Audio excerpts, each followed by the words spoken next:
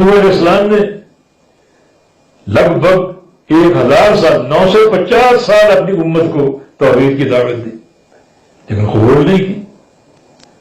بعض روایتوں میں 80 کی تعداد کا ذکر، اور باقی روئے زمین پر سارے لوگ کافر مشرک، تو کفار زیادہ ہوں گے۔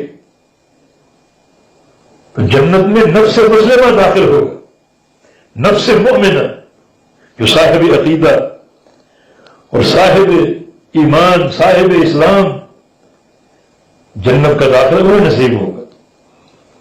جو بات اللہ کے نبی نے کی وہی بات قرآن نے کی ہے، اِنَّهُ مَن يُشْرِكْ بِاللَّهِ فَقَدْ حَرَّمَ اللَّهُ عَلَيْهِ الْجَنَّةَ، جو بھی اللہ کے ساتھ شرک کرے گا اللہ نے جنت اس پر حرام کر دی۔ یہی بات نبی علیہ السلام فرما رہے ہیں کہ جنت میں صرف نفس مسلمہ داخل ہوگا، مشرک داخل نہیں ہوگا، کافر داخل نہیں ہوگا، صرف اسلام والا شخص داخل ہوگا، ایمان والا شخص داخل ہوگا۔ تو وہ سابقہ امت بے شمار تھی، ہزاروں کی تعداد میں تھی، اور ان کے افراد بھی لاکھوں کروڑوں تھے، مگر اسلام قبول کرنے والے بہت تھوڑے لوگ تھے۔ نبی علیہ السلام کو معروف حدیث جو صحیح بخاری میں متعدد مقامات پر مذکور ہے، اس میں آپ نے میدان محشر کا نقشہ جو ہے وہ کھینچا، فرمایا کہ میں قیامت کے دن دیکھوں گا بعض نبی ایسے ہوں گے جن کے ساتھ ایک راحت چھوٹی سی جماعت کھڑی ہوگی 20-25 افراد کی، اور بعض نبی ایسے ہوں گے جن کے ساتھ 2 افراد ہوں گے، اور بعض نبی ایسے ہوں گے جن کے ساتھ 1 شخص ہوگا، اور بعض نبی ایسے ہوں گے جو اکیلے ہوں گے، کوئی ان کے ساتھ نہیں۔ عمر کھپا دی دعوت دیتے دیتے، لیکن لوگوں نے مان کے نہیں دیا۔ تو آپ نے فرمایا کہ میری یہ امت اہل جنت کی 2/3 ہوگی، 120 قطاروں میں 80 قطاریں امت محمدیہ کی ہوں گی صلی اللہ علیہ وسلم، اور باقی 40 قطاریں بقیہ سارے انبیاء صالحین کی امتوں کے ہوں گے۔ ان کی تعداد تو بہت تھی، مگر اسلام قبول کرنے والے بہت تھوڑے لوگ تھے۔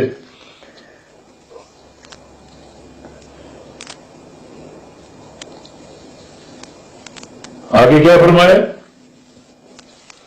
وَمَا أَنْتُمْ فِي أَهْلِ الشِّرْكِ إِلَّا كَالشَّعْرَةِ الْبَيْضَاءِ فِي جِلْدِ الثَّوْرِ الْأَسْوَدِ۔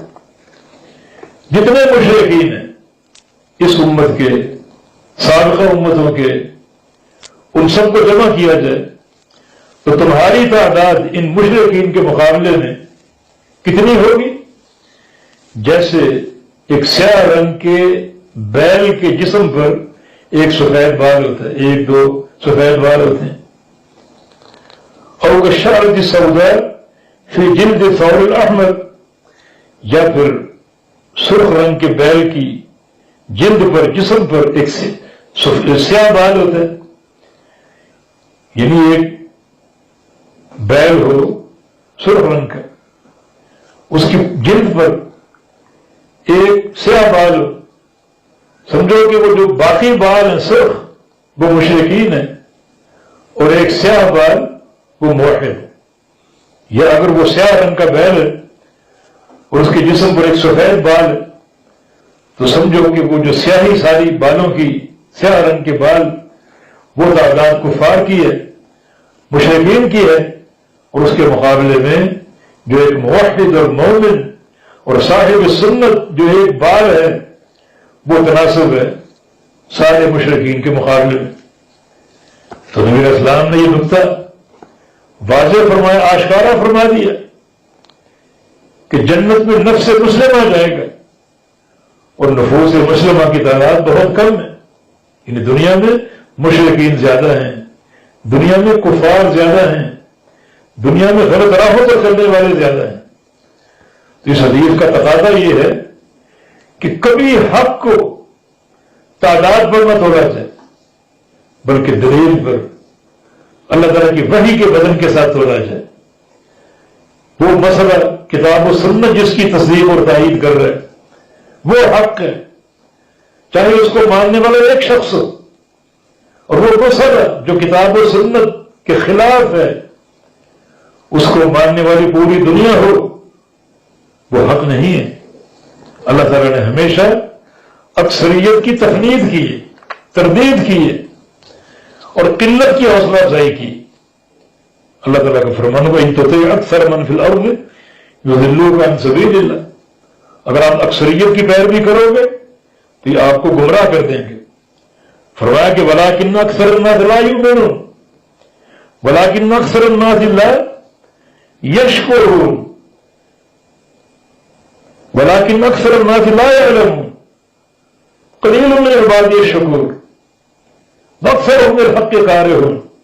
ہمیشہ اکثریت کی تفنید، اکثریت جو ہے لوگوں کی حق کو ناپسند کرنے والے، اکثریت ناشکر لوگوں کی، اکثریت نہ جاننے والے لوگوں کی، اور بہت کم بندے شکر گزار، بہت کم بندے اسلام اور ایمان اور توحید کو قبول کرنے والے۔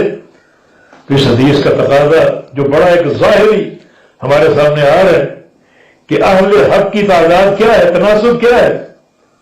ایک سیاہ رنگ کا بیل ہو اور اس کے جسم پر ایک سفید بال ہو، سمجھے وہ ایک بال وہ اہل حق ہیں، وہ موحدین ہیں، اور باقی سارے جو سیاہ بال ہیں مشرکین اور کفار ہیں۔ تو اس ایک بال کی ان بالوں کے مقابلے میں کیا حیثیت ہے، کیا تناسب بنتا ہے، کیا نسبت بنتی۔ تو کبھی کثرت و قلت پر حق کو نہ توڑا جائے، ہمیشہ حق کا معیار دلیل ہونی چاہیے۔ ہم نے شروع میں کہا کہ یہ حدیث جناب عبداللہ بن مسعود کی روایت سے ہے، اور ان کے شاگرد عمر بن محمود العودی ہیں، اس لیے کہ عمر بن محمود العودی نے ایک بار ایک اشکال جناب عبداللہ کے سامنے پیش کیا۔ اشکال یہ تھا کہ وقت پر نماز پڑھ لو، اور اگر آپ کے حکام نمازوں کو لیٹ کریں تو اپنی نماز وقت پہ پڑھ لو۔ ان کے ساتھ اگر نماز پڑھنے کا موقع مل جائے تو ان کے ساتھ بھی پڑھ لو، تاکہ بے نماز ہونے کا آپ پر فتویٰ نہ لگے، لیکن اس نماز کو نفل کی نیت سے پڑھو۔ تو عمر بن محمود العودی نے کہا کہ یہ بات مجھے سمجھ نہیں آئی کہ جو نماز باجماعت ہو وہ نفل کی نیت سے ہو، اور جو تنہا ہو وہ آپ فرض کی نیت سے پڑھیں۔ حالانکہ جماعت کی حوصلہ افزائی شریعت نے کی ہے، اور وہ اکثریت کے ساتھ ہماری نماز ہے۔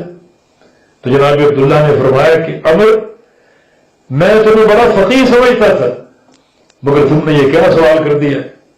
جماعت کس چیز کا نام ہے؟ الجماعت اذا كنت على الحق ولو كنت وحدك۔ جماعت یہ ہے کہ حق تمہارے پاس ہو، خواہ آپ اکیلے کیوں نہ ہو۔ تو وہاں چونکہ نماز آپ وقت پر پڑھ رہے ہیں، حق آپ کے ساتھ ہے، آپ اکیلے ہیں، اور باقی آپ کے سامنے لوگ نمازوں کو لیٹ کر رہے ہیں، جس میں وقت کا حاکم بھی ہے، تو ان کا لیٹ کرنا، اگرچہ وہ کثرت تعداد میں ہے، پوری جماعت ہے، ایک طرف ہے، مگر ان کا معاملہ حق پر نہیں ہے۔ آپ وقت پہ پڑھ رہے ہیں، اکیلے پڑھ رہے ہیں، آپ حق پر ہیں۔ تو جماعت حق کا نام ہے، جماعت تعداد کا نام نہیں۔ چنانچہ نبی علیہ السلام کی حدیث اپنے ظاہر کے ساتھ ایک کھلی حقیقت اور دلیل ہے کہ قلت جو ہے وہ اہل حق کی ہوتی ہے اور کثرت مشرکین کی ہوتی ہے۔ وَمَا يُؤْمِنُ أَكْثَرُهُم بِاللَّهِ إِلَّا هُمْ مُشْرِكُونَ۔ ایمان لانے والے، ایمان کا دعویٰ کرنے والے بھی ان کو آپ ٹٹولیں تو ان میں اکثریت آپ کو مشرکین کی ملے گی۔ تو کبھی حق کا پیمانہ تعداد نہ بناؤ، بلکہ حق کا پیمانہ دلیل قرار دو، دلیل، تاکہ حق واضح رہے، اس میں کوئی خلط ملط نہ ہو، دوسری چیز اس میں ناحق کا اعتباس نہ ہو۔ یہی حق کا ایک تمیز ہے کہ حق ہمیشہ بکھرا ہوا ہوتا ہے، اور اس کو باطل کے ساتھ ملانا، مکس کرنا، یہ حق کے مزاج کے خلاف ہے۔ تو اللہ تعالیٰ ہمیں حق پر قائم رہنے کی توفیق عطا فرما دے، اور ہمیشہ حق بات کہنے کی اور حق اپنانے کی توفیق عطا فرما دے۔